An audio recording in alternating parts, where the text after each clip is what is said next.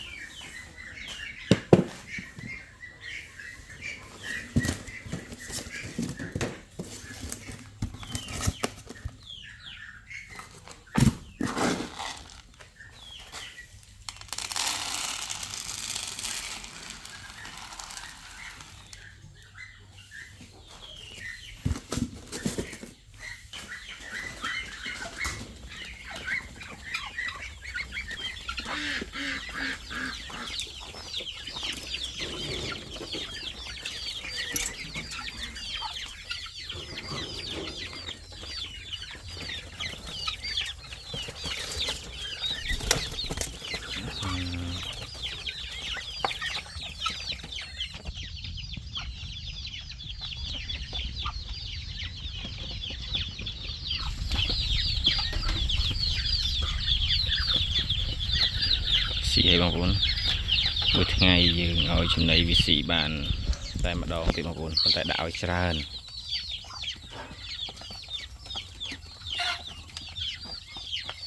pin đi riêng pháo bang cuốn chẳng an toàn mà xì chẳng kề thế chẳng sản phụ đi vì ăn tàu pháo chẳng gì mà xì hơi chỉ như thứ cá rửa transfer một cái cứ ở trên này priệp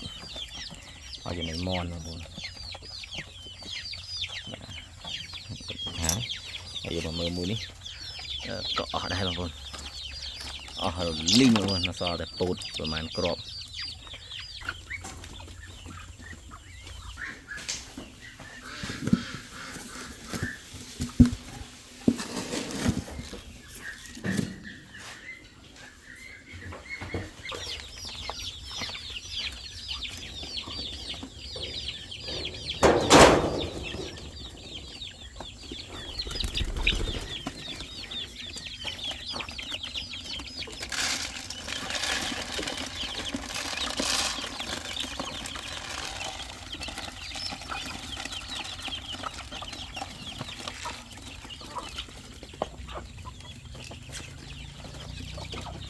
mà cạch mà đây là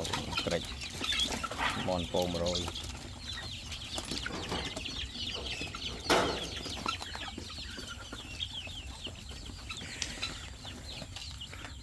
được chưa con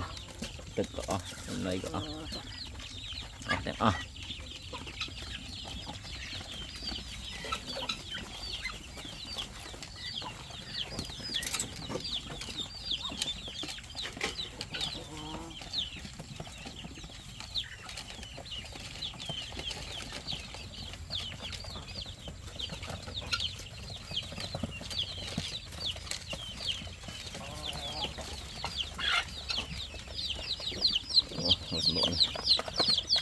an toàn aja maya sih deh.